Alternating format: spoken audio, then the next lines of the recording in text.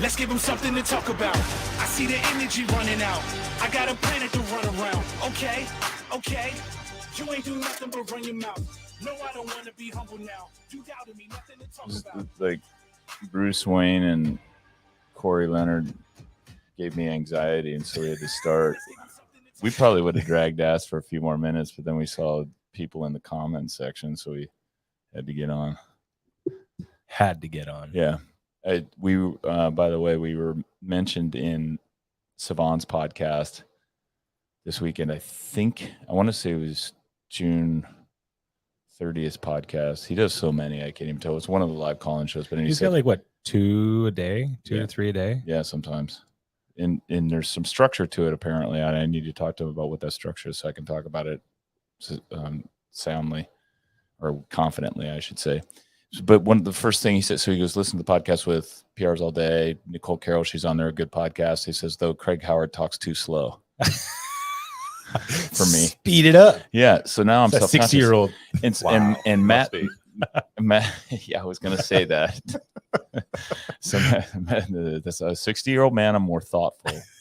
But Matt Souza, spit words. Matt Souza defended me, and Matt Souza said it's because he was trying to be thoughtful with Nicole Carroll, and I was actually, for the purposes of putting this on the air and solidifying it forever, I was nervous with Nicole, and so I wanted to be very thoughtful with what words I used, how I asked the question, so that we elicited the right response, and I didn't sound like a fucking idiot. Probably the latter. Good luck. It went well. It was a great podcast. So we have Rod Abdolhosseini. Rob Abdo Hosseini. Rob Abdolhosseini. And now I know why you go by Rob Abdo. Rod. Yeah, it's just Rod. Rod Abdo. Rod. Realtor Rod. I mean, that's because it makes it so much easier. Like that last name is a run-on sentence. Yeah. It's unnecessary. It doesn't fit on government forms with the little boxes. Yeah. How many times as a kid did you have to spell it? Like, can you spell that, please? Can you spell that, please? Can you spell that, please? Can you spell that, please? It's obnoxious. Yeah. I'm sure it's been butchered too when somebody's trying to call your name. All the time. Well, my children's last name is Abdo because I was like, why put another generation? Well, what's interesting is, so when I was working as an investment broker in San Jose back in the late 80s, dating myself purposefully, I had a client sit down and I said, what's your name? And he said, Stephen Lee. And I said, Lee. And I said, how do you spell that? And he goes, L-E-E. And I'm thinking, okay, that's an Asian name. And so I'm curious. I want to know what the background is. And I got to be careful of what I say here. This is one, like, I'm getting warning signs. Like, oh no, my last name is Lee. Like, oh, that's right. Well, that's one. All right, so you guys have met. We'll find out. And so I wanted to know. That's funny. I did somehow that didn't come into my mind. Oh fuck! I'm giving Savant all kinds of ammo now. Oh yeah, 60. Anyway. So he said to me, 60. My name, I said, what's your background on your name? He said, well, it's actually short for Leon Vonsky, right? And it was he's Polish. And he said, but when his great-great-grandfather came across Ellis Island, literally there's lines of people as people are getting off the boat, going in through the check-in, and they're just putting their names in and the date they came and where they came from. It's literally that fast. And all I can imagine is like the DMV. You're coming in, Liam Vonsky. Okay. All right. You're leading. I don't have time to even ask you how to spell that. So you're just going to be Lee. Okay. And you're so grateful to have the one be in. And then he's probably a little grateful. Like, yeah, that's all hell. Like you are with your kids. Like, yeah, that is better. Well, now they want to change it back. Oh, They're do? Like, I want to. Oh, so you can't win. No, well, you're not going to win anyway with kids, right? My great-grandfather apparently had the same thing. It wasn't at Ellis Island, but it was in Iran. And they went to whoever's office it was at the time that records names. And they were like, no, there are too many Zadabis. So he's not that anymore. And so they gave him that Abdolhosseini. Oh, interesting. Just picking it out of a hat. That's kind of crazy. Yeah. If you're that guy that's doing the name assignment, like you're going home and you're at I just imagine the Ellis Island guys getting together for a beer at the end of the day, just going, I took this guy's name 2,000 years of history in his name. Generations, Generations. just down to 3 letters. Talk about drunk with power. Right? Yeah. That's a really good point. Right. Absurd. Oh man, no, it's terrible, but it's great at the same time. It is America, and it is who we are. And so, welcome, Rob Abdo, Thank you. to our podcast. Rob's a member here, and I've known him now for 3 years, maybe 4 years now. I don't know. 3 When did you do the man's formation? That was a long time ago. Oh, that's right. So when he says You came back. He's 60. You've been here for Yeah. 3 years. Yeah. He was here beforehand. Yeah. Kyle Zozoya. Out of Alamo. There's You another were one. in Alamo, There's another right? one. Clearly, his ancestors or his, great Generationally, grandfather right. came through. They got through, and they got the person said, "Yes, I like that name. We'll use the That'll full name." stick. Because that would have been Kyle Zoe. For Yeah, me, if I was absolutely. sitting at that desk, that did. It all depends on what time of day you came through too. Yeah, it might be the end of your session. It's Right, like, that's right. it. You You're come done. through in the morning. They've had coffee. They're On a perky. Oh yeah, Thursday let's spell afternoon. that out for me. But yeah, like Yeah, they're cutting you off. yeah. Yeah, that's the difference. Yeah, absolutely. Yeah. So no, what 6, 7? I don't know how long ago. I'm You gonna. guys- Yeah, that was probably 15. Yeah. 2017, 7, 8 years. 16. Yeah. Yeah, you know what's interesting is so when I prepared for the podcast with Nicole Carroll, like we listened to other podcasts, I Mhm. did deep dive research, I read journals on her. I watched a lot of stuff. I scrolled through social media, did that, and I kind of got all the data and gathered all that information with Rod. I just showed up today. You didn't even know he was a member for like 6 years. Like, oh, he's gonna be here. That guy. What did Craig do when he woke up? He's like, I invited who? What? Why? Because it was going to be fun. Yeah, it's gonna be fun, and that's the problem of familiarity.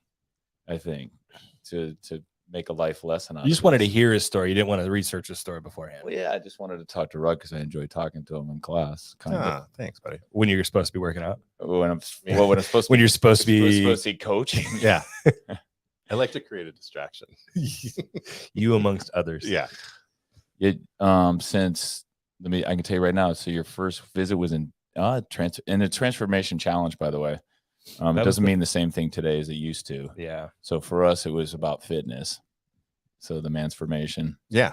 That was the first guys group, wasn't it? Yeah. Yes. Before that, it was we Yeah. did all the women's So we did- soft start. Yeah, 6 beforehand. weeks. So for those affiliates that are listening, we did these 6-week transformations. It was a big thing in 2016, 2017, and they were admittedly pandering to the kind of conventional or the hot idea of the day, which was do 6-week transformations, get them in, and then and then keep them as members. And I declined to do them for a long time, and then when we were at Alamo, we had our Alamo location. That location was kind of suffering. We were having difficulty bringing people in. My friend Tommy Hackenbrook called me and told me, "Hey, do this," and I didn't believe him. And the response on those things was overwhelming. And we still to this day have many of those members still with us today. That's where Darla came from. Yep. At Darla, and then she convinced me. Janice Rowe is Oh, from nice. theirs. Yeah, she's a 6-week transformation. But there's a bunch, and so we decided after I don't know what we went about a year of doing those before we just said let's try men. Yeah. Let's do a man's formation. Yeah. And it was an all men class, and that class was so fucking fun. We had a blast. This was just in Alamo too. Yeah. Did we not do one here in Pleasant Hill? I don't. Oh yes, we did. We did one here in Alamo because Jay LaFrey did the one, or did Oh, one here nice. in That's right. Pleasant Hill. Jay LaFrey did one. That's in right, Pleasant that's Hill. right, He's okay. still with us today. Yeah. Dude, that's awesome. But that group of bros, and it was a group of bros, like totally unexpected group of people that would show up for that thing, was absolutely hilarious, and it was so much fun. There was a dude that wore jeans and like hiking boots. Yeah. The entire, Really? Yeah, the entire 6 yes. weeks. Oh, that's And, awesome. but he was going for it. Yeah, he's Yeah. no one cared. Jumping in the rower. Like Yeah. he was on it. Yeah, That's awesome. it was. That was so. That's where Rod came into us. So you picked up on one of those ads on Facebook. No, Darla. Darla Dar- did. Oh, that's Darla right. came off Oh the- yeah. the So women's. so his wife did the 6-week women's transformation. And I wasn't a fitness. Like I had contempt prior to investigation from like high school, where it was like these gym bros.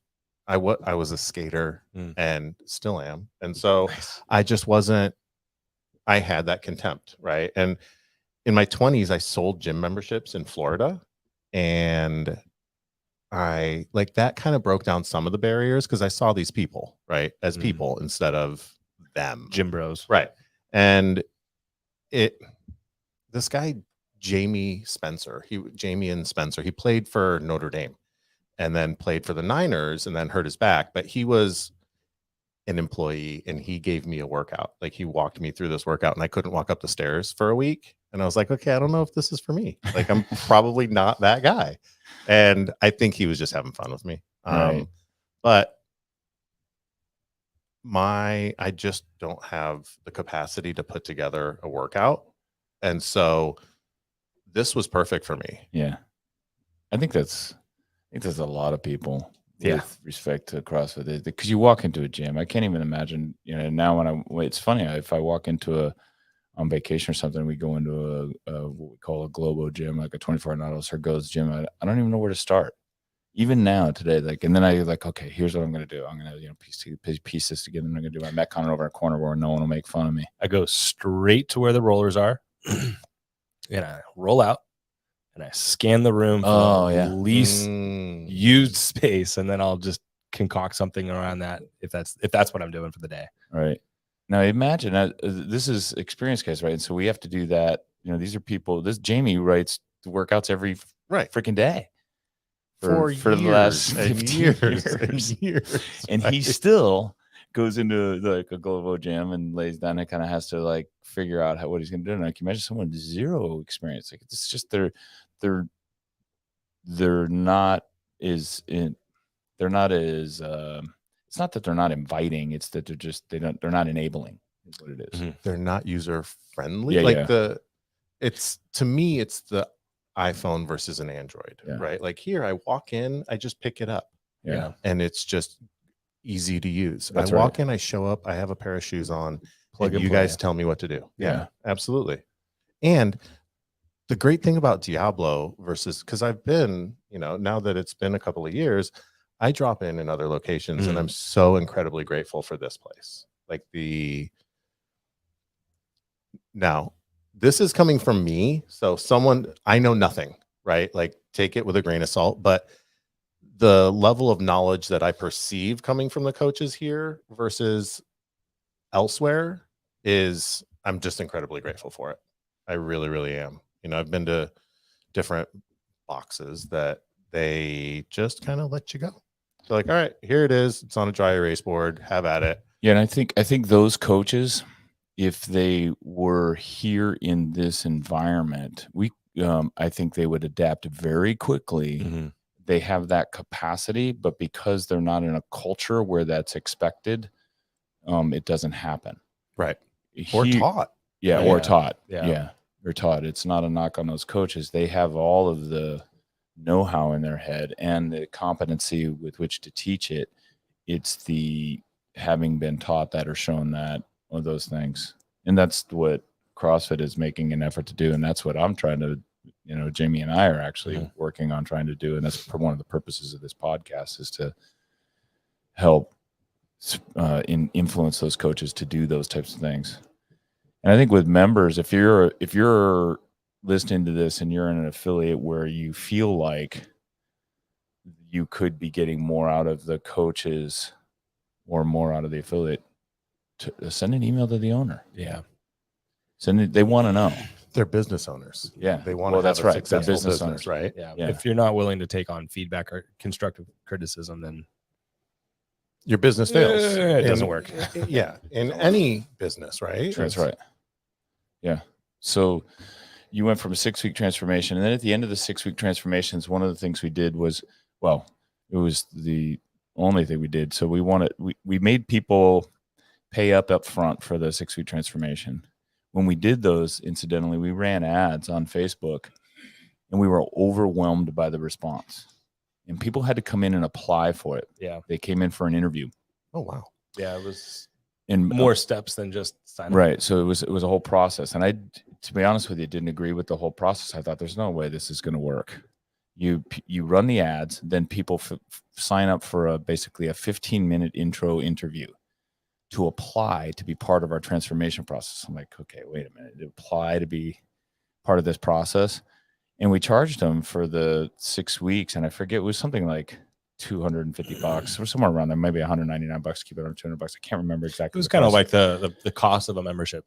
Yeah, that's right. It was the cost of a membership. It's almost $200.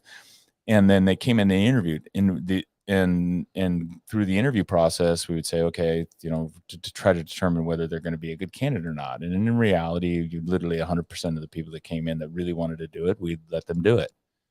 But it gave them a sense of like, oh, I accomplished something. You made the cut. I made the cut.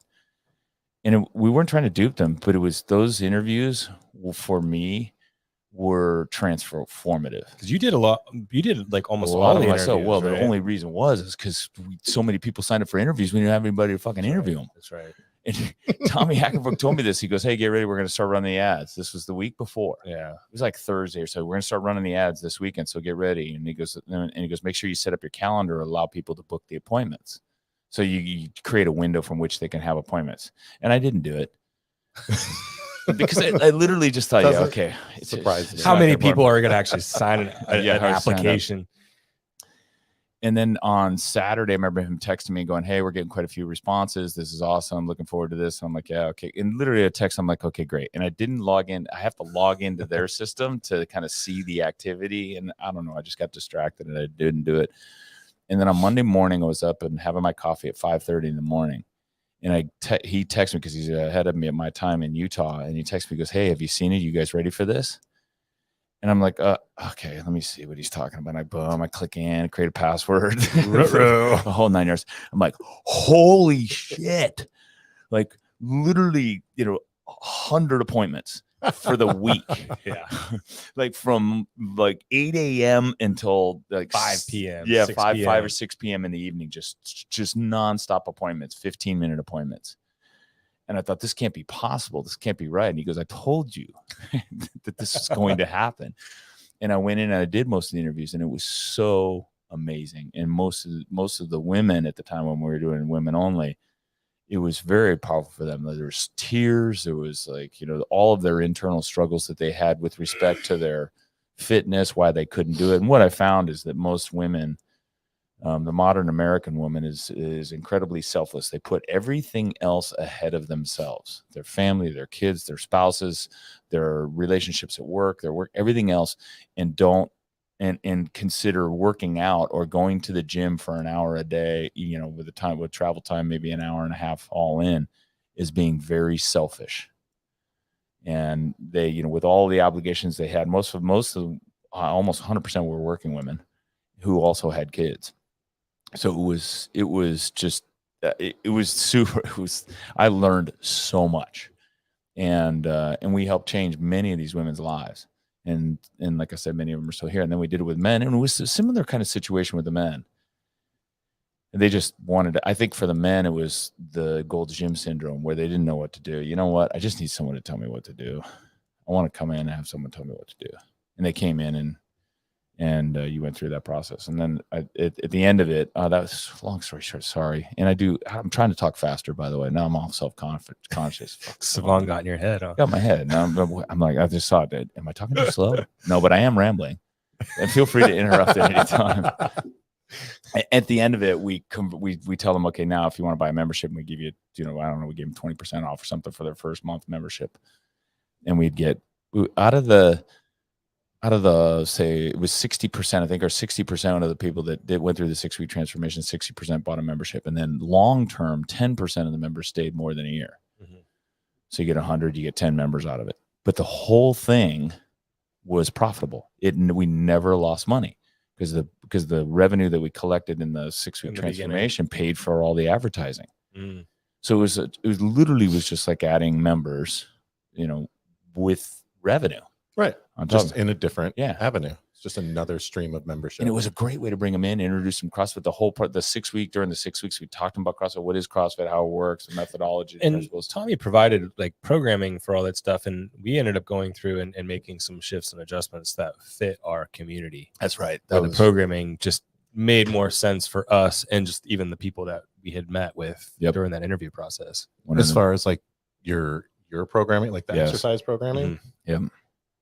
And we gave them the paleo diet book, which was great because people just got educated. Oh, I on it. remember that. Some people were religious about it. Yeah. And then we took before and after pictures, and some of that, all of the after pictures were amazing. Oh, holy crap! Like, and that was kind of cemented the deal. But anyway, that's where. Long story short, that's where Rod came from, out of that community, referred to it. And then did CrossFit for probably, I don't know. I remember, when was your accident? 2018, November of 2018. November So the end of 2018. So you're CrossFitting all the way up to that point, and then Right. And so when you were in construction, yes. So I was running work. I've got a general contractor's license, but I was working for another contractor running residential remodels and additions and stuff like that, and ended up falling through a roof. We had driven a bulldozer through the side of this woman's house because she wanted to remodel it, and we were putting in a skylight right on this remodel that we had built. I had cut open the opening the day before or the week before, a couple of days before. The roofers got delayed. They were supposed to put the waterproofing down and then put on the skylight. They got delayed. Rain was coming. Sheetrock was going in. So I dragged a piece of plastic up there to cover the hole. And that's all I remember. And so it was about 16 feet through this opening, and I landed on a concrete slab. And where'd you wake up, in the hospital? Yeah. Yeah, I think so. Like I don't remember. Like I remember a couple of moments. I was in John Muir for about 8 days. And I remember a couple of moments of John Muir, and all the rest of it is just hearsay. I guess I was leaking from 3 different places in my head. The homeowner came down and found me, and the owner of the company was in the driveway when it happened. And he said he saw me on the roof with a piece of plastic, looked down for a moment, looked back up, and the plastic was just kind of hanging through the skylight opening. Right. So they kind of converged on me, and I was making like a gargling sound. And I broke 9 ribs. I broke my scapula. I broke my manubrium, which I didn't know was a thing. And I had a skull fracture and a subarachnid hematoma, which also didn't know what that was, but I've learned. Sounds scary. Yeah, it was interesting. It was a trip. So you fell through in it because there was no skylight in place. Well, no, but because there was no like effort to like grab or hang on the edge and then slip off, you don't. Maybe I would think that you would remember those things. So it sounds like you literally just went through. So I think what happened was, because the injury to my head was on the back of the head. Okay. And all of the rest of my injuries were on my right side. So we think what happened was that I hit my head going through the opening. Like I must have fallen backwards, hit my head, and then landed on my side. Right. And so maybe I was knocked out, or, I mean, I've learned that the medical community knows very little about the human brain. Yeah. You know? And so who knows? Like maybe the bump on the head just kind of wiped the hard drive. I don't know. I learned that. So I would ask these neurologists, right? These are guys with like letters after their name. And hey, so this is my symptom. What can I expect? And they'd be like, it might get better. It might get worse. It might stay the same. We don't know. Good like, talk. Good talk. Give me my $50. By the way, dude, read it. Look at your screen there. Manubrium? Yeah. That's right. Corey, you're a smart man. It's delicious. I don't. Yeah. Then okay. So, all right. So then from there, you're 8 days in the hospital, and you one of the things you said to me when you came back is that you believed that CrossFit saved your life. Why is that? Because several doctors told me. Well, my orthopedist told me that CrossFit may have saved my life but it Interesting. definitely kept me. I didn't have any surgeries. Oh, Interesting. And he told me that all of the connective tissue, especially on the scapula, Yeah, that's the scapula it's a broke complex. like clean across, oof. and it put itself back into place. Right. So I just had my arm in a sling for a while, and then So the soft tissue surrounding the scapula kind of Yes. held it in its location. exactly.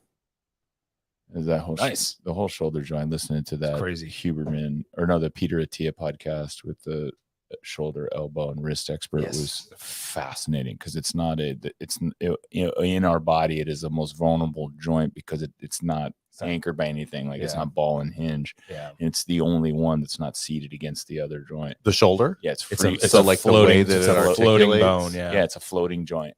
It's Wow. it's fascinating as hell. Interesting. And so you came. How long before you came back to CrossFit? It was a couple of years, right? So they didn't let me. The doctors didn't let me. So Darla was she said, I know he'll be okay because I didn't know how old I was. I didn't know Yeah. where I was. They asked me, do you know where you are? And I said, Oakland. And they said, how old are you? I said, 28. She's like, oh, Jesus. Like, we haven't even met in his mind. And like, now I'm fat. What? Now I got to make him fall in love with me again. Like, this is not okay. And so I didn't know where I was. I didn't know what had happened. They asked me what kind of place this is. And I said, a church. Oh, no. I was a mess. And so they let me ride a bicycle with a helmet, not off-road. So I put some slicks on my mountain bike and started riding the trail from like Walnut Creek down to Danville and back. And it took them about a year to let me go back to any gym, but like nothing heavy. No resistance training Right. or anything No, like that. I was just. Did they give you like banded stuff to do? Like They did. Okay. Yeah. During physical therapy and all that stuff. And the physical therapist asked me, he said, so what's your one goal? Like, what can we work towards? And I said, I want to do a handstand push-up. And he looked at me like I was crazy. And then we got me there. Like, because at that point, I couldn't lift my arm past 90 degrees. Right. It was just a mess. Like, it was all jacked up. It still is, right? There's still A little bit. impingement and Well, fiber that's kind of. there was a pretty traumatic injury there, and Yeah. it's gonna be some time for it to get all back. I mean, the bone. Kind of impatient. It's like, hasn't it been long enough? There's so much has happened between then and now that it seems like a lifetime ago. Yeah. And then in 2021 you came back. Yeah. Well, because Was it the 21 or was the- it 20 because of the pandemic? 'Cause the I remember we were pandemic outside. happened. Yeah, the pandemic happened, and I remember seeing Oh, that's right. 2020s. Yeah. Crazy Craig driving through downtown Walnut Creek with a truck cheering. I'm Ride or like, die truck. what's going on? All right. So I came over and I wanted to talk to you about it, right? Because they had shut down. The only thing I was doing was we had a little gym down the street from us, and I would go down there. I had a membership, and I'd jump on the rower. I'd jump on the rower for like 45 minutes or an hour. And then I saw you, and I was like, all right, these guys are still open. Like we had hiked all over Lime Ridge all day, every day during this pandemic. And so I talked to Darla, and I was like, listen, I want to go back. What can we do? And she said, go talk to them. Go see what's going on, because there's all this weirdness, right? Like we talk about the media and we don't know. Like I don't know. Clearly the doctors don't know. Right. You don't know. Like, you're not a doctor. I'm not a scientist. I don't know. So when I came here and you had all of these, I don't know, Geiger counters or what, the carbon whatever you had, right? Like you were making sure you were doing more than I knew to do. And I was like, well, that makes sense. Okay. I want to go back. Fans and CO2 detectors. What he said. Yeah. And we had some pretty big protocols to kind of make people feel safe. Yeah. Keeping people apart. He was taking temperature at the front door. There was. Yeah, we did. Sorry, we did and thermostat checks. The class size had shrunk. There was like 10 or 12 people per class, and like they were socially distanced. And it's, for all intents and purposes, this is outdoors. Yeah, it is. So And I love it. Like, I'm not going anywhere. Right. The more I come here, the more I want to come here. That's awesome. Thank you. No, thank you, dude. Like, Thank honestly, you for trusting in the process. I see what you like.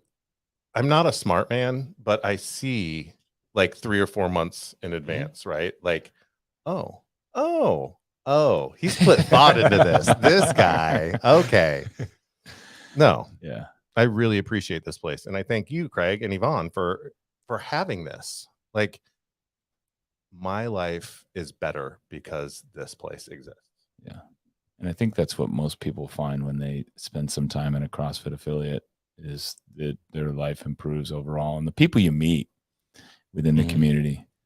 You went from, so then instead of going back into construction, you decided to become a real estate agent. Yeah. I was looking for a way out. Like, your body can only take that kind of work for so long. Yep. And I stumbled backwards into it. I had children young. And so it was always about, like, how do I have insurance for my kids? How do I feed the family? And before my accident, about a year before my accident, I was sitting in the backyard of this woman's house, right? And I'm looking at plans, the woman whose house I fell through. Okay. And I was looking at the plans, making a materials list to place an order. And she comes up to me and she goes, "Do you love what you do?" And I mean, my thought was, it's a strange question to ask a man that just drove a Bobcat through the side of your house. But no, and she was willing to kind of help me dial in what I would be good at, like how I could be of better service to people. Like, that's where I feel like I thrive. I enjoy helping other people.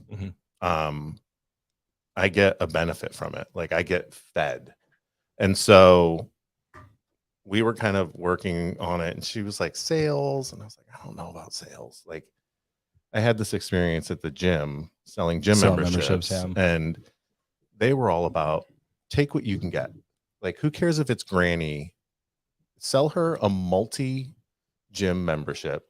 She's got a credit card. She doesn't need all of that. So that was the bad taste in my mouth from sales. And I hate walking onto a used car lot. I don't want to be approached like that. And I don't want to be that guy. That's right. So then I fall through this woman's roof, and real estate just made sense. Like, I'm a realtor now. I know houses. I built them for a long time. Right. And I know people. I know what people are looking for in homes. And I truly enjoy helping people. So it just made sense. And it's actually refreshing. And I see your interactions with our members that are using you. And there's a number of them that have. And I think the value you bring to the table, obviously, is your personality and your unwillingness to oversell. Yeah. But your knowledge of construction, your willingness to help people, because the first part of buying a home, one of the biggest pains they ask buying a home is trying to assess, is there any damage here in this house that's going to come back to haunt me? Any underlining issues that you're unaware of. That's right. And I know that you've helped. I saw the picture. The best one was, he posted a picture on Instagram of him on a ladder in his real estate clothes, not his construction clothes. And he literally ripped a hole in the wall of the house that he was showing to a customer, saying, just checking for damage with inspection. All I can think of is the poor homeowners that are trying to sell the house going, who the fuck is this guy? I got permission to rip a hole in the wall. But and then not only that, once they buy the house, helping them find the resources to get stuff fixed. Like, I was talking to Sam Mendez the other day. I remember Sam Mendez. Yeah. We were talking about, having a guy, like, you got a guy, and I go, I've got a guy that's got all the guys. He hooked us up with a guy right for our fireplace. Right. Yeah. Yeah. And by the way, I'm Shelby using guy in the generic sense, because a guy could be a girl. Absolutely. It's like California guy. It's just so that because I've already offended. It's a human. I've already been reminded I've got canceled by Asians so far on this podcast. I don't want to get canceled. You got some pros. Yeah. Some professionals. Right. So he's got Rod's always. I've got a guy I know, Rod, and I sent someone to you the other day. I think that Shelby, right? Yeah, Shelby. Yeah. I was looking for I go, I don't know. I don't. He may not be the guy, but I know he's got a guy. And I sent Mike, the guy that helped you guys. Yeah. I mean, but that's super powerful. Right. Like if you've got a real estate agent, you want a real estate agent that's got a guy. Has a couple guys. Yeah, has a couple guys. Right. You helped me get the tile work done in our bathrooms. And that's and awesome. now that's and that's helping self-serving. people. Yeah. I get to go soak in a cold plunge. Yeah. Because the tile's done. Craig had been sitting on that job for like 6 months. I'm like, when are you gonna do this? So here we go. We're getting a cold plunge. We're getting a cold plunge. We're getting a cold plunge. Every one of my coaches meetings. When's that cold plunge coming? 6 months later. As soon as I find a guy. Yeah. Rod's got a guy. Rod's got a guy. Should have gone a Rod sooner. And so the real estate business is going well for you, even despite the high interest rates and the higher payments that people have to make. Yeah. I mean, people need a place to live. Yeah. Right. And there's a solution. Like I try to live in the solution. Like there's a problem, there's got to be a solution for it. So let's try to figure that out. And I got lucky enough to get hooked up with, Mary Vera. Yeah.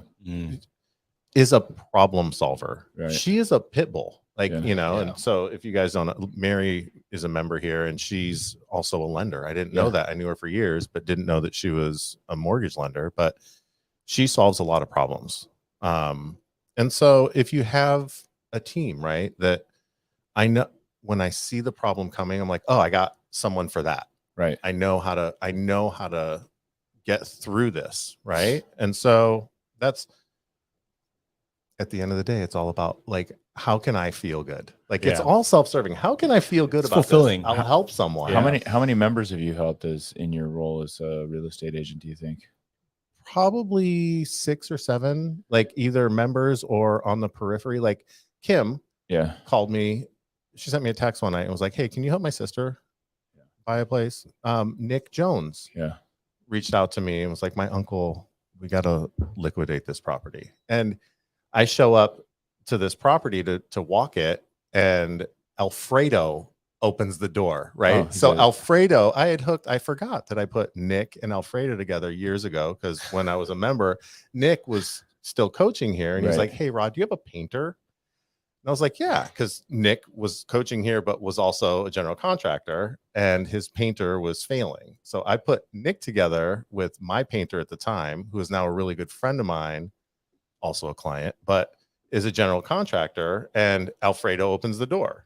And so he was doing the renovation on this property. So small world. I love that. I love seeing good people succeed, and like just trying to be a tiny little part of it. It's one of the things I like to say a lot. I love it when good people get together. Absolutely. And that's one of the cool things about owning a CrossFit affiliate is that, and I think something that owners should think about more is bringing that community together for resources like this, because people trust other people that are doing the same thing.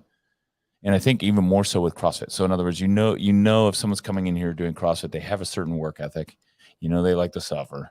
These are like-minded individuals. Yeah, these are like-minded individuals. Willing to do the better, work too. right? And then you get them working together, and then it's another hook to keep people to stay here too. And if all of the people that they are connecting with and doing stuff with, last week I referred a dent guy, and then Reggie, who's doing auto detailing, is a member of ours. He's got an auto detailing business. I put it up in the community. He's killing. Like I see him out there every other day, detailing another member's car. I had him doing videography on one of my houses, and he because he does such a great dude. That community network within affiliates is powerful, and it's one of the talked about things with the power of a community. It kind of comes back down to the ecosystem, the CrossFit ecosystem. Like everybody's got a story, everybody's got a profession, everybody can help somebody in some capacity. It's just a matter of putting it together. That's where I found my accountant. Yeah. And I reached out to the mayor. I called the mayor's office, and I was like, hey, Dean, who can do my he's talking about the mayor of Diablo CrossFit, by the way, Dean Cleanbow. And he said, I can't, we're not in that accounting, but call Kong, and Kong has been fantastic. Yeah, Kong Win, who's also another sponsor that sponsors our competition team. Way to bring him in and wrap it into this conversation. You like that? Yeah. See that? Putting good people But together. again, he's done work for a number of people. And then when he can't, and then I've had people ask for, you asked me for a bookkeeper. Yeah. And then I hooked you up with Ben Wise, who's our former awesome. coach, who moved out of the area. He's up to Idaho with his family. And he's got a number of our members as well. Yeah. But so his mailing address is still in San Rafael. We keep, Diablo keeps we have 2 Facebook groups. One is the Diablo member group, which is just active members right now. And then we have a larger one that's probably 5,000 people deep in that Facebook group called the Diablo community. And in there, people will do exchanges of information and trade goods and services. See, how cool is that? It's really freaking cool. Mm-hmm. And it keeps people tied to the affiliate long term. I didn't think this conversation would go there, but this is for me, it's like an exciting topic. I love this because, again, within your own community, you probably have all the resources. And not only that, you're not going to get taken. CrossFit, one of the cool things, someone said this to me, I probably heard it before, but someone said it to me recently. And I said, it's like, there's always, like, you go into CrossFit and it's just really good people. And he says, well, yeah, that's because assholes don't like hard work. And I was like, nice. Kinda. You're right. Assholes don't thrive in CrossFit affiliates because it's not easy. CrossFit isn't easy. It's not easy, but you also kind of have to take an ego hit. That's right. It's like, that's right. Most assholes got pretty big egos, and getting your ass handed to you by a soccer mom in a workout, it's humbling. And if you're not able to be humbled, then it's one of those things where you're going to go do something else. Yeah. So it becomes a church of sorts of really cool people who like to work out, like-minded, and then they want to. And like you, that's the other thing. It's true with coaches, CrossFit coaches, and CrossFit affiliate owners. You usually ask them, "Why did you do this?" And they say, "Because I want to help people." Yep. And you said the same thing about yourself, just in terms of I want to help people out. Well, how satisfying is that? Yeah. How nice is that? Like when you get to go to bed at the end of the day, and you're like, "Oh, I did that today." It's a pretty good purpose to have. Yeah. And we did. I've said this too before in this podcast. We don't sell when you come here. I tell the front desk team or the coach who's walking people around, introducing them to Diablo CrossFit. I said, just share your passion. Talk about yourself. Talk about another member and the success story. Let them see the passion in your voice. Let them feel your emotion, because that emotion will transfer to them. And sales essentially becomes a transfer of emotion. It's not really a sale. It's a really good way to put it. Yeah. Let them see what you see. Yeah. Let them see what you see. Why do you want to do this? Right. Why are you doing this? And it's really easy to share that way. Versus going off of a script and trying to sell somebody on something. Yeah. Kind of goes back to what you were saying. You want to sell the grandma 1,000 members. Kong not worth it. Kong has a number of clients from here. Maury, Dr. Maury is living off of Diablo. I go in there and get beaten up every 2 weeks. She's a chiropractor and ART, and she's just, it's just amazing. And I love referring people to her. I want to see people. Yvonne says that. My wife says that. She goes over there. She goes, every time I go over there, there's like 3 or 4 Diablo people already there. Also employees. I was just gonna say she's actually even recruited some people to work with her. She's recruited to work with it. And then Toyota Walnut Creek, who sponsored us, and Brad, who I'm trying to get back in here to work out. He's had a little absence. But we've sold probably 20 vehicles that have been sold to Diablo members through Toyota Walnut Creek. And they want to go there because, someone texted me, Kim or someone texted me the other day, hey, who's our contact at Toyota Walnut Creek? It's beautiful. All right. It's perfect. Right. Because they know they're going to get instant trust. Well, he tried to take care of us. I went over there, I don't know, a couple of years ago, and he was loading these giant tractor tire looking things into the back of a golf cart. I was like, hey, I know that guy. And I was with my daughter. She was going to get a tune up or whatever. And he was like, oh, who's taking care of you? What can I do? And I was like, no, dude, no. I was just wanted to say hi, man. Like, yeah. It's remarkable. And that we occasionally will try to further that process by hosting a business mixer. We did it once last year, and it actually was fun. And you bring people in, and that's something for affiliates you could try. I enjoyed it. We did it, and everybody keeps bugging me to do. Multiple people have bugged me to do it again because they made some contacts there. Julie Sedestrom connected with Nick Jones, and he's remodeling our house. Like Nice. there's like, you know, all of those things happen in that environment. And you certainly can enable that as an affiliate owner.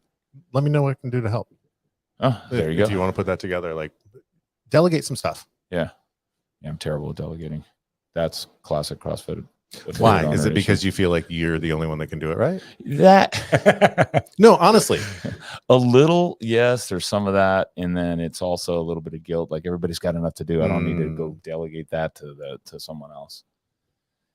But yeah, and then the other one is like, just do it myself. They're gonna ruin this. I'll just do it myself. You have an image or how you want it to do, and then Oh, yeah. trying to portray or explain. I had a vision for that bench in the sauna room that blew it. took me 3 months to build a simple bench in the sauna room, but I had a vision for it that was going to be like, no, You could have delegated it, but it may not have turned out. They to be won't the same. understand how I want it to curve around the barrel. Like they'll get that. They won't get that right. So who did it? I did it. Did you? Yeah, it took me You forever. did that? Yeah, I did it. Oh, Is it? Oh, yeah. It's I was out there. going to talk to you about that. Sorry, buddy. Should have delegated it. I should have what I should have delegated was the plumbing to it and the filter, because now I got to put a whole new filtration system. Is that what all that is over there in the Yeah, bag? that's what that is. It needs a bigger filter. Oh, really? Yeah, and by the way, make sure you're showering before you get in that cold plunge. By the way, I shower every time. the stuff that comes out of that filter through that cold plunge, they get, you know, all my front desk people know they'll never get in that cold plunge ever again. They've seen what comes out of it, because I walk out and go, look at this. Great. Don't put your face in it. Thanks, buddy. Exactly. Keep your head above water. It's so funny. I told Darla, I was like, I really want to get a cold plunge for the house, but I have to do it 30 times at the gym Oh, good for you. before you can. commit and spend the money. Yeah. But now, what does the filter look like? No, it's great. I'm putting a Guess what, Look, Darla? We're getting one. look, it's getting caught in the filter, so that's good. Perfect. That's Okay, true. It's good, not. good, It's not good, in good. the water. Right. No, but I'm getting putting an O2 filtration system, or what do they call it? No, ozone. Mhm. You add ozone into it, that kills all the bacteria, and then I'm also putting a giant filter on it, so that, and they said that works beautifully. And then I swap the water out in that thing every 2 weeks. Oh, okay. Literally completely drain it, scrub it, refill it. So it is sanitary. You could delegate that too. I know I have to, because I'm going away for 3 weeks for the CrossFit Games, and that's why I'm doing all this, because I want to make it easy to do. Part of it is I make my shit so complex that I'm like, I can't teach anybody To try how to do this. explain it to do it right. Yeah. I get it. Yeah. So, did you have any PRs in June, by the way? I don't think so. Oh. Well, kind of. We went. Kinda. No, I went to Thailand and Tokyo. Oh, That's a PR. I left. Little Yeah, new challenge. that was my. Hey, I went to Asia. your fitness has these last 6 months, last year has been, you know, on this trajectory of upward. You're getting stronger. You're getting gymnastics. Thanks, dude. I'm Yeah. working on it. Like Yeah.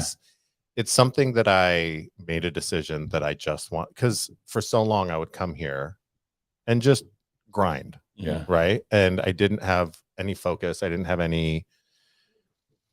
My idea was I want to keep doctors and pharmaceutical companies from managing my health as long as possible. It's brilliant. And now I also want to get better. Yeah. Kick some people's ass in class. Dude, I just see people doing ring muscle ups and I was like, I want to do that. That Re- looks like fun. Did you play sports when you were younger? No, I played t-ball and skated. little league and skateboarding. Yeah. Wow. I did handstands in the outfield. That was me. I was that guy. I was Right. chasing I was the out there butterfly, pulling all the grass. yeah, and and the, chewing on the it. teams are switching out. My Mhm. family's like, Mhm. hey, get back up. It's your It's absolutely me. Your dad's going nuts. Yeah, I played soccer when I was little, but then like when I was pretty young, my parents got divorced, and then like all of that kind of went by the wayside. There was no time in my parent, like mom was working 2 jobs, dad moved to California from Chicago, and so I skateboarded, and I was kind of a degenerate kid. I feel like you're one of those closet athletes, because you move well, you respond well to coaching cues, and you're getting the gymnastics. You've got bar muscle ups now, right? I do. Yeah. good kinesthetic awareness. Yeah, you have good. Oh, what does that mean? Means you know where your body is in space. Yeah. Oh, Which okay. makes sense because I mean, you think about like skateboarding, like to do skateboarding, like you need to know your body in space, but also you need to know where this external object is so you can land on it. Right. So there's a certain amount of where athletic abilities there. You know where you see it in the gym? Where I see it? Well, overhead squat, of course, but that's actually more of a factor of flexibility too. But I see it in box jumps. Ah, okay. How quiet, kick flips and ollies. How quiet do you land on the box? Ah, You sound like me, like a 1,000-pound robot. What is that thud? Yeah. Yeah, that's the unathletic guy doing a box jump. It's the guy with no kinesthetic awareness or mobility. Yeah. But you can tell right away, like you watch Ian do a box jump. You know, Ian weighs probably 230, 6'4". Ian Luna? Yeah, Ian Luna. I weigh 230. He's a little more. Ian Luna. He's maybe like careful. I know, because he could. Yeah, he's a big dude though. I mean, like his thighs are the size of our like chest together. Yeah, exactly. Collegiate rugby player, but he lands on a box like a feather. Yeah. Again, knows how to move. Yeah, knows how to move. He's got all the gymnastics. Like it's crazy. But you can tell the athletes in the gym. Which show our PR board, by the way, for June, because that was my transition. Thing was crammed full. Well, and I just gave Jamie Lee like a lead into it, and he didn't even bite. Oh, sorry. Jeez, Jamie. Yeah, I had the pickleball thing up. Yeah. Well, we're gonna get into pickleball, but I want to save the pickleball discussion for last because it was fun. Yeah, it was really funny. So June was a good month for us, and we have progressions that lead into it, but June was a particularly good month. Well, and it was a good month.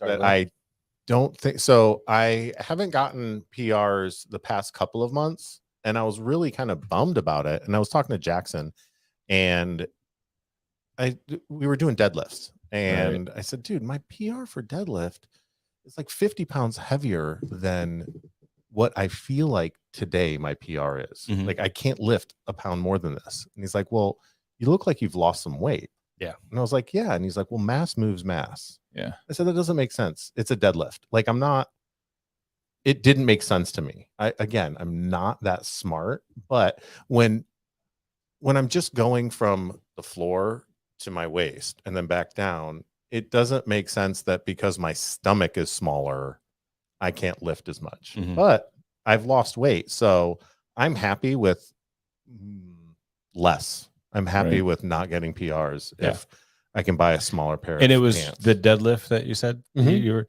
Yeah. So just to kind of throw out there, we do our macro calendar in 3-month increments as far as like the training phases. We just came out of our foundation training phase where our primary strength were all based around the squats. So as far as the deadlift goes, we did deadlifts in the beginning in this training phase, and that was more a matter of just kind of working on just the mechanics aspect. So we never really built up to a more linear progression to find a 1-rep max. So that wasn't that whole session, that whole month was not intended to hit a PR. It's more a matter of like, hey, let's refine our mechanics pulling from the ground as a foundational movement pattern, right? And then we had our low bar back squats with the dumbbell floor press or bench press. And that was all, really focusing on just coming off of the open, getting ourselves ready and back into just moving well and maybe establishing some maybe current numbers. Cause that's one thing too, is we get so caught up in what our PR is, right? And PR, somebody that's pregnant postpartum could have a postpartum PR, a current PR. Maybe you did powerlifting in years back, and it's like you might have had a 600-pound deadlift, but maybe you had a few years of not working out. So that's something to kind of keep in mind. And with every month, there's always a specific lift that we are intending to build up to a PR. And that's all, like you said before, that's built upon a month on a month on a month, which, it's like a 12-month training cycle leading into a specific movement pattern. Hence the reason, like looking at this one right here, this was our PR after PR board after June, where we just finished out our strength cycle of front squats and cleans. We did a few benchmarks. So he's Jackie in there. If you look at that, there's a lot of hang cleans, a lot of back squat, or a lot of front squats, Jackie PRs. And those are all stuff that were kind of built into it from a couple months, right? So we did the low bar back squats. We did the high bar back squats. We took the bar to the front rack. And now this month is the beginning of our technical work. We're going to be working on jerks and cleans. So nice. taking a lot of the foundations that we built and translating that into more technical work. So Jamie was slow on the uptake for the lead into the June PRs, but he like overcompensated with the comprehensive description of our entire. I like to talk it through. It helps. I think I started him on that, right? With the deadlifts. Again, yes. I'm not the brightest, so he has to dumb it down for me. So you can blame me for that. You know everything that's going on in this. Not everybody does. Right. One of the things that but one of the things I like doing I like our coaches to do during the mobility section, during the stretching section, where there's an opportunity to talk to members, is to educate them on that process and talk about exactly the things that Jamie Lee just talked about. And I'll reference it. I'll even point to the PR board. I go, this is not coincidental. This isn't just a random PR board. And then I'll point out the same exact things. You look at where the PRs are, right, and what movements they are. And then I tie it back to the progressions. And the more you can give your members a belief in the process and an understanding that this is purposeful, this entire process is purposeful, it's again another hook in that member to stay and be a part of your facility. Like, I need to go to that. I can't miss front squats. I know if I miss front squats, it may jeopardize next month's clean and jerk. Yep. And I think that's important to capture members' intellect as well as it is their physical exertion. It's kind of letting them see what's going on behind the scenes. Yeah. Right. Like why we're doing what we're doing. Exactly. There is a purpose behind it. There is a method to the madness. And, like you said, is a perfect talking point for when people are doing their dynamic stretches or something. Instead of having just dead air, why not explain a little bit more? Like, right. Why are we doing this? And this is, you talk about the hook, here's our progression for this month. And at the end of this month, we're going to be testing it. So it's like you're giving them a heads up that, hey, you prioritize this and you put your efforts where it's intended, you will see a benefit and a gain from it on the back end. So it's empowering everybody else. Rod, just to transition back to you a little bit, since you've come back and CrossFitted since your injury, any lingering effects in the brain from this? Yeah. Dizzy. The down up, like burpee kettlebell swing type stuff. Yeah. Just lightheaded. I would say. How about memory issues? Any of that stuff, or retention issues? Any of that? That's stuff? gotten better. Right. Word recall was really, really bad in the first year or two. Like, it would be on the tip of my tongue. Like, I would just be able to, and my daughter was telling me that I was calling the refrigerator the tree one day, like, go get the milk out of the tree. And I didn't notice it. And I was like, go. She's like, that makes no sense. She's laughing at you. Yeah. Because she laughs at me no matter what. Yeah. But it's gotten a lot better. And, I've gone through a lot. I've done a lot of work. Like, there was a lot of therapy, speech therapy. What's the other one? See, this is it. Occupational therapy, all of that stuff. And they've taught me tricks, right? Like, don't stay with it. Right. I couldn't remember the word saffron yesterday, and I stayed with it for about a minute, and then it finally, there it is. And now you see how much, like, it was gone again, but then it comes back. How about sleep? That was weird for a while, because of the pain, just the discomfort. But I love to sleep. Yeah, that's good. I was taking a lot of naps too, and I had to force myself to take naps because I was so exhausted mentally. Just it's like overstimulated. Yes, because of the brain injury. and my doctors were telling me, dude, you have to take it easy, because I'm just a go. Like, I have to, I would connect the number in my bank account and on my paycheck to the value of me as a human being subconsciously. And I know in my heart that that's not accurate. But it's ingrained, right? Since I was a kid. That's the modern American male syndrome. Right. And so when I, on a Wednesday, am laying down in bed at noon, I'm a piece of shit. Right. That's what my brain is telling me. And I have to get up and navigate through that. Right. You know, because if I stay awake, I'm still going to be no good, and I'm not taking care of myself. Right. My brain needs to heal. So that was weird. And it's getting better, but I've gotten to the point where it's like, you know what? And I was just talking to Darla about it yesterday. I texted her. I was like, I'm laying down for a nap. Don't be mad at me. It was Friday, and I was joking, right? And she's like, do you remember when you worked without a day off for 2 months before we went to Thailand?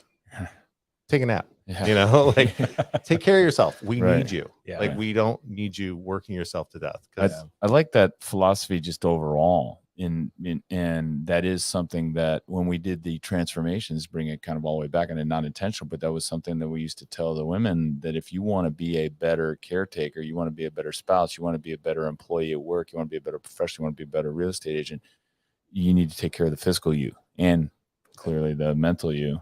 I have to show up as 100% of me, or else I can't be that person. I can't be that caretaker. I can't be that father. I can't be that at 100%. Yeah. I invest back in the gym. I put new equipment in here. We paint it. We fix stuff quickly. We repair it, because it's important to keep the business healthy and physically healthy and strong in order to continue to serve. And that, I think that attitude with our physical health, which gets overlooked because we just, I can do it. But if we were more competent physically and mentally, we obviously could do more, and we become better at everything that we do.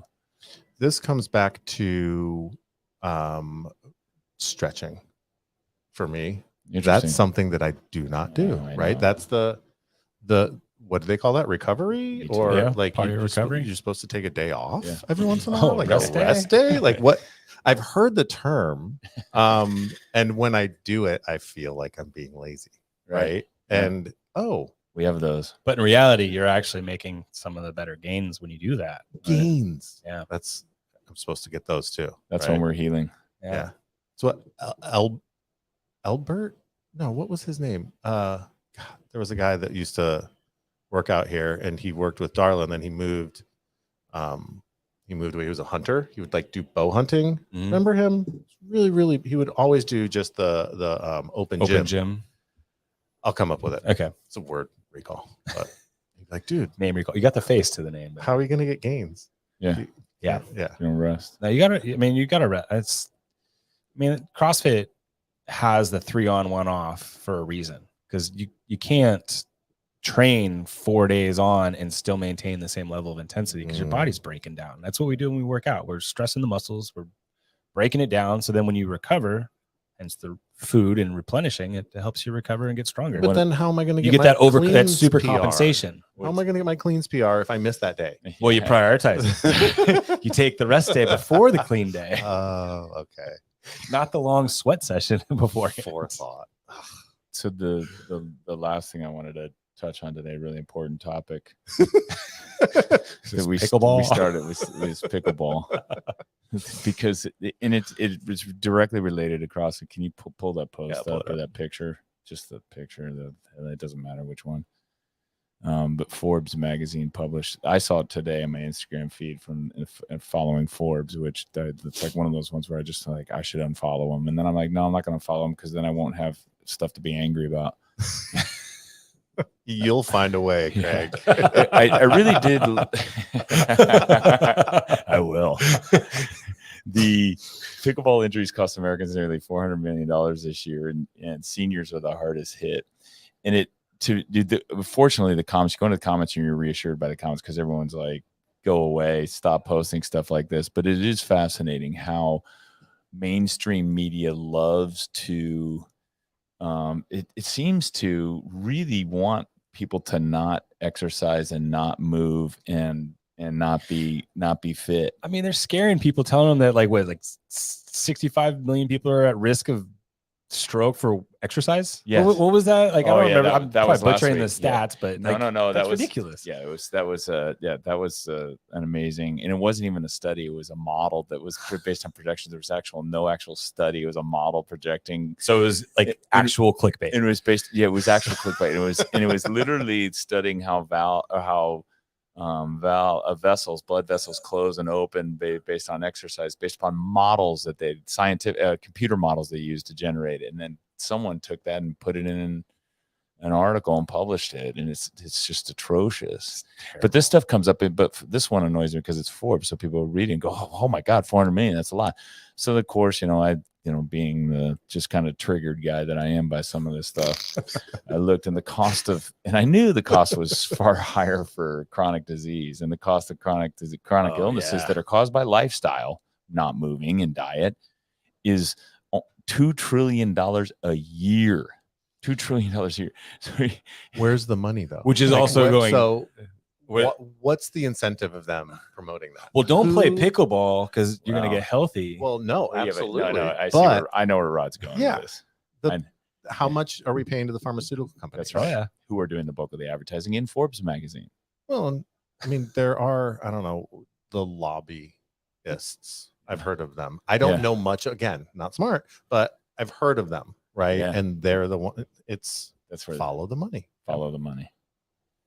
Yeah, there's big business in keeping us safe. If you're getting injured playing pickleball, $2 trillion worth. But affiliate owners get upset. Well, we need to make CrossFit sound not so dangerous. People still say it's dangerous. So you're never going to get away from that. You won't. It's never going to go away. And we need to stop worrying about it. And you need to and if you're an affiliate owner, you need to stop asking CrossFit to make it safer. Yeah. And trying to portray it as safer and telling them, don't worry. When people get in here and they find out what we do, you find out how your life changes in a positive way, they'll figure it out on their own. Then they'll tell other people. And there's always going to be a whole bunch of people that are going to say, hey, it's dangerous. Those people have other excuses for they're not coming in. You make it safe and they'll find some other reason not to come to the gym. With the amount of injuries that we've seen in the gym, not all of them happen in the gym. No. Most of them are actually happening outside of the gym, doing something like playing working in the yard or playing pickleball. Well, I've been coming here for 7-8 years, and I'm a pretty accident prone guy, and I've never hurt myself in here. Right. Like it's always out there, falling through roofs or riding a skateboard. So, I mean, like you said, they're going to find another avenue to find an excuse. I believe that it's an attraction, like kind of rather than promotion, right? Like people see when they walk through that door and they take a tour, they're already in. Yeah. Like they see what's happening. Yep. They see people in here 100%. sweating and smiling most of the time, right? Mm-hmm. Like enjoying themselves and then coming back. The ones that want it will keep coming back. Thank you. Yeah. That's is perfectly said as anybody could say it. Seriously, that's exactly what affiliate owners need to know. If they're not going to come, they'll find a reason not to come. They don't want to come. It's hard or it's intense or their schedule doesn't work. Or they don't have the finances for it. They aren't going to prioritize. As soon as they prioritize it, want to be here, it's going to be amazing. If you provide us with an environment that is welcoming, yes, and non-judgmental, yep, because we're already judging ourselves. That's why we came in the first place. Is obviously something wasn't going right. We weren't doing something right, and we've been beating ourselves up probably for years. And so we show up, and then if I'm judged when I get here, like, oh, you can't already do a muscle up, then it's going to be a problem. But if you, oh, sweet, dude, you can't do a box jump. How about this 45-pound plate? Let's start there. Yep. It's unbelievable. You posted that 73-year-old woman that's doing CrossFit. I want to be that. Yeah. I wore a Diablo shirt somewhere, and a friend of mine who's a dentist, he's an 80-year-old dentist, was like, dude, you do CrossFit? And I was like, yeah. And I pulled that up and showed it to him. And he was like you could see the light bulb go on, Yeah. right? It's not restrictive. It's inclusive. Yes. The fact that we can scale it to anything is unbelievable. More people should do CrossFit. And pickleball. What a surprise. And pickleball. And just physical stuff. Just yeah. I think go for that's a it. walk. Play your fucking pickleball. Yeah. Get an injury. Right. Nurse that injury back. Right. And then get back out on the court. And get What, back did you on the sprain court. your toe? Right. Like, yeah. I mean, you might even learn how you hurt yourself. Right. Like maybe it was an overuse issue because you're playing too much pickleball. Yeah. And you need to diversify your fitness. By the way, Right. if you want to get better at pickleball, CrossFit. Do Come here. CrossFit. Come here. Oh yeah. It's functional, isn't it? Oh, I've yeah. heard Something like that. Yeah. All right, guys. Listen, thanks for joining us Yeah, today, thank you, Rod. Rod. Thank you very much. Thanks for supporting our competition team this year as a Oh, sponsor. dude. If you're buying or selling a home, or you just want to get a second opinion on it, or you need a guy, A landscaper, anything. Yeah. If it's related to your house, just let me feel better about myself. Yeah. Let me try to help. you should have put on your you got your Instagram on there. That's good. They can reach you through there. Yeah. Cool. Show up at the gym. I might Yep. be here. All right. Thanks, guys. So good. Thanks, guys. Right on. Till next time.